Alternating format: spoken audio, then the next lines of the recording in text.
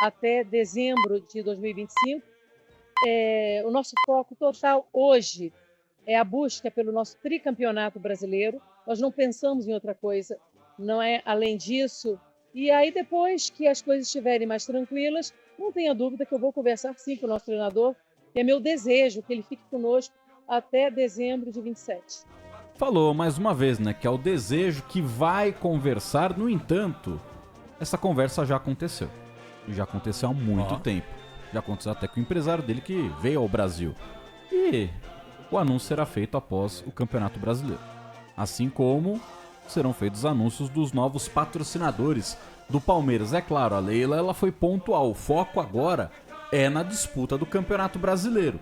É para brigar por um inédito tricampeonato nacional de forma consecutiva. Por sinal, o Palmeiras pode ser o primeiro time na história a ganhar 3, pelo menos em São Paulo, 3 estaduais e 3 brasileiros consecutivos nos mesmos anos, né? 22, 23, Palmeiras já é campeão paulista em 2024 e busca o tri consecutivo, que seria o primeiro da história no brasileiro também. Então, os anúncios importantes serão feitos após o encerramento do Campeonato Brasileiro, porque tem muita coisa em jogo, tem muita coisa para acontecer, e amanhã tem essa decisão de campeonato, a final dos pontos corridos, né? Palmeiras e Botafogo, ambos com 70 pontos, o Verdão tem a vantagem da vitória. Então, se o Palmeiras vencer amanhã, o Palmeiras depende de mais uma vitória para ser campeão brasileiro. Faltando 3 rodadas, o Palmeiras precisa pelo menos vencer 2 jogos, um deles contra o próprio Botafogo. Se empatar,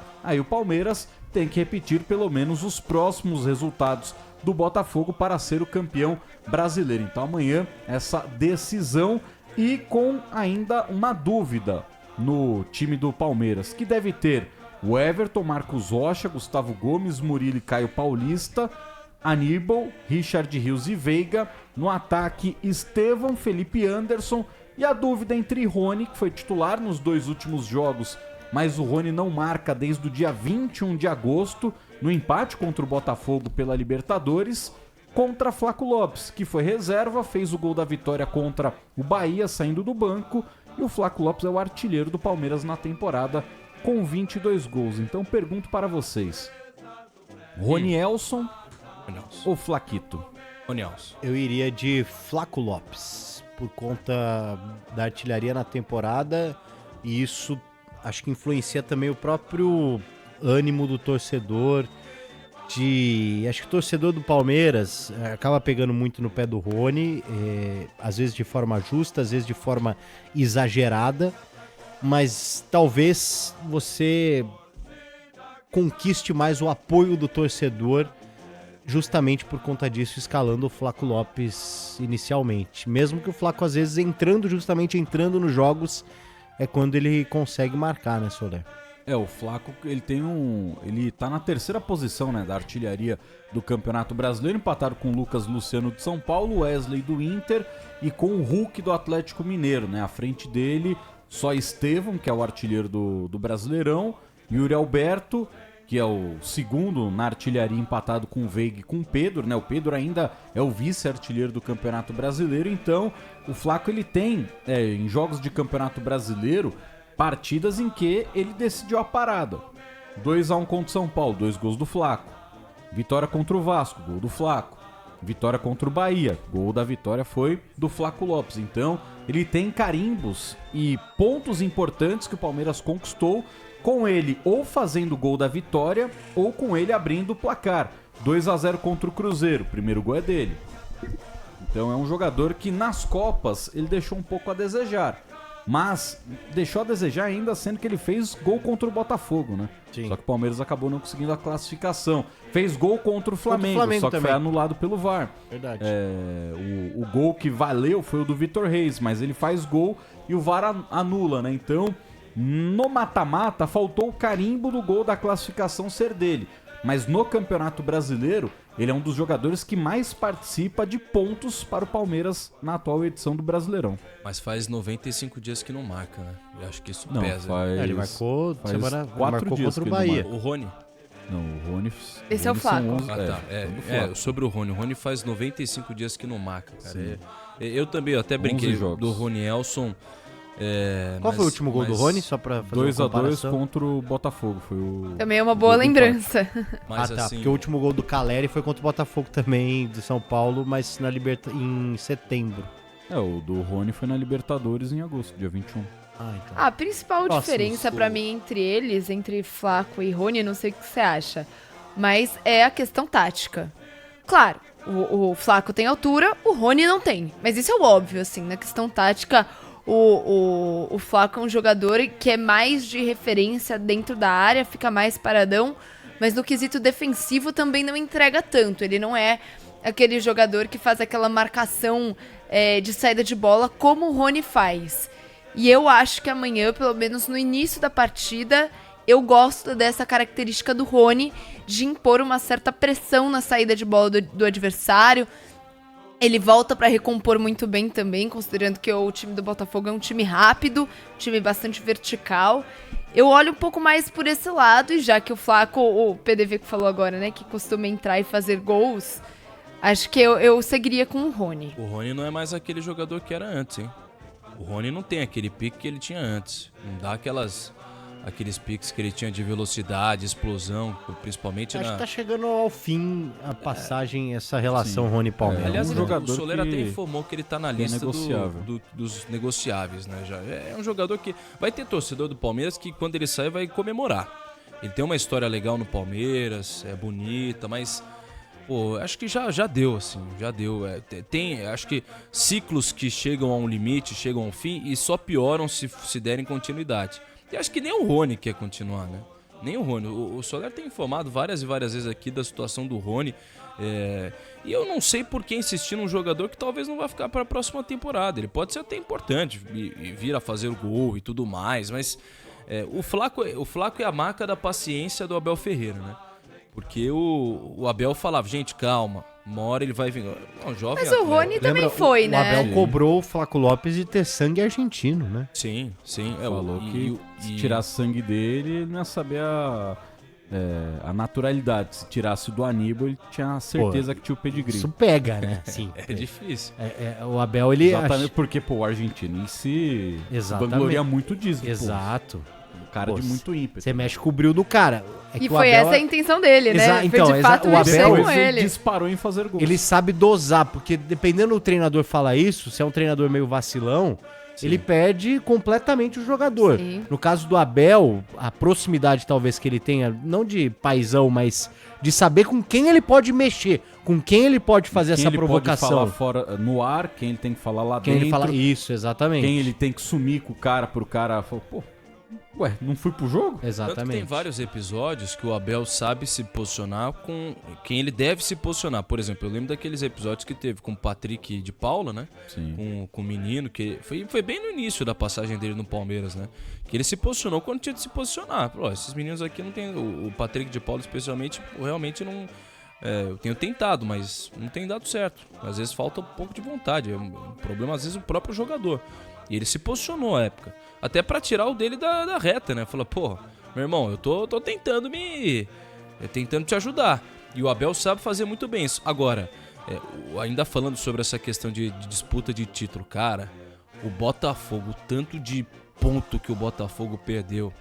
E aí você tem o Palmeiras, com a inteligência que tem, com o psicológico que tem, o Veiga, o psicológico do Veiga, assim, é muito fora de série. Ele mesmo fala, ele fala assim, eu sei quem eu sou, cara. Eu sei o jogador que eu sou. Ele fez um trabalho de psicóloga. A entrevista no meio de semana foi muito boa, né? Na hora que acaba o primeiro tempo, a repórter ali pergunta pra ele, quer saber quanto tá o Botafogo? Não quero saber de nada. É até engraçada a resposta Sempre foi dele. assim, o Veiga passou por baixos, muito mais altos do que baixos até acho que no Palmeiras, mas ele era questionado, e nesse período ele fez um trabalho de psicólogo interessante, e ele fala, pô, eu sei quem eu sou, cara, eu sei que eu sou o atleta que eu sou e sei das minhas qualidades, então não tem por que eu temer, não tem... E acho que isso faz parte de um elenco vencedor. Aí o Arthur Jorge vai ficar bravo, pô, mas vocês não podem lembrar do ano passado. Tá bom, Arthur Jorge, a gente não lembra do ano passado então. Esquece, apaga da memória do torcedor. Hoje tá ele louco deu ser uma dentro do coletiva título. forte também, né? Hoje ele insinuou que o Palmeiras estaria pagando para os adversários dificultarem a vida do Botafogo. Mas, meu Deus, cara. John Textor e o Arthur Jorge podiam chorar na caminha juntos, né? E aí o Ramiro falou sobre Rafael Veiga. O Palmeiras no século XXI teve 9 jogadores que bateram a marca de 20 gols no mínimo na temporada. O Veiga fez isso 3 vezes, é o jogador no século que mais vezes bateu 20 gols na temporada. Desde que o Abel chegou, só 3 jogadores conseguiram atingir uma marca superior a 20 gols na temporada. O Rony em 22, o Flaco esse ano e o Veiga 21, 22, 2024. É o maior artilheiro do século pelo Palmeiras e vale destacar que até a 24ª rodada do Campeonato Brasileiro o Veiga tinha 2 gols. Hoje ele tem 11, ele é o vice-artilheiro da competição. Nos últimos 10 jogos ele marcou 9 gols. Então a evolução do Palmeiras também dentro do Campeonato Brasileiro passa muito pela evolução do Rafael Veiga, que é um jogador diferente. É o craque dessa geração. E aí... Eu insisto, Soler, desculpa te interromper. Não consigo entender por que o Veiga não consegue receber uma oportunidade, uma sequência de jogos com a camisa da seleção brasileira. Se tivéssemos craques, mas se tivéssemos craques extraordinários...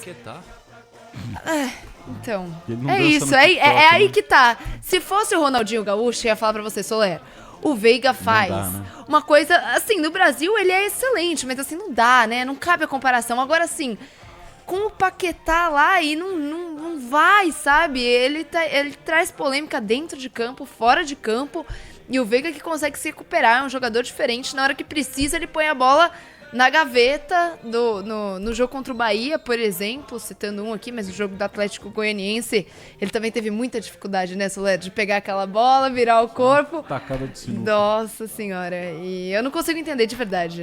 Pra mim, ele tinha que ter uma chance na seleção brasileira de jogar, tá? Não é de ficar sentado no banco, que aí até eu e você conseguimos fazer. E aí já cresce um debate. Antes do break, vou levantar esse debate. Terminando essa temporada, independentemente do título, o Veiga já é o maior jogador do século XXI no Palmeiras? Olha, cara, acho que sim, hein? Mais que Dudu? Se o Palmeiras for campeão brasileiro, ele passa o Dudu. Com tranquilidade. É, porque nesse período maravilhoso do Palmeiras, o Veiga tá 100%, com 100% de presença. O Dudu teve aquela fase que ele... O Veiga não tá em 18 no título brasileiro, que por sinal completa hoje 6 anos. Ele não tava ainda? Paranaense. Nossa, caramba. Ele foi emprestado, né, pro Furacão. Sim, verdade. Então os dois têm a saída, só que o Veiga, ele se transformou no jogador da história do Palmeiras com mais gols em finais. E nas últimas arrancadas de Campeonato Brasileiro, ele foi um cara decisivo. Não, e ele é um dos meio-campistas do mundo com mais gols, né? Sim. Eu tava vendo esse índice outro dia. O Campeonato Brasileiro, Libertadores, que é super complicado. Eu até tento puxar aqui. Pra cá ele tem 94, 95, né, que fez agora? 95 gols em 3 anos. Eu até tento puxar aqui pela memória quais jogadores ali no começo do século, mas o auge mesmo da Parmalat não foi no século XXI, né? Foi no século XX, já logo cai em 2002, mesmo tendo um time muito bom. Eu acho que a disputa fica ali entre Veiga e Dudu. Mas o Dudu, ele é mais, talvez, um símbolo do que foi a virada do Palmeiras. Acho que eles têm simbologias diferentes, sabe? Em relação ao melhor jogador, acho que o Veiga é maior. representa aquela... a virada de chave, exatamente. Aos títulos. Eu também acho o Dudu... Eu gosto muito do Veiga. Não acho um craque, mas eu acho um baita jogador. Mas o Dudu tem algo especial. Tem uma sinergia diferente com o Palmeiras. Gosto muito do Dudu. Muito. E o Veiga ultrapassou o Dudu também já em número de gols. Sim. Mas é aquilo da recuperação do Palmeiras, né? Um cara que... ele chegou de uma maneira até meio conturbada. Foi o chapéu, não sei o que. O Veiga, ele chega... tá aí o Veiga. Ninguém talvez desse tanta magrinho, expectativa. Magrinho, fininho. Agora, que pedaço. O Veiga veio da onde, mesmo, Soler? Do Curitiba. Veio do Curitiba, Verdade. Depois foi pro Atlético Paranaense, ficou um tempo lá. Ganhou até título, né? Ganhou.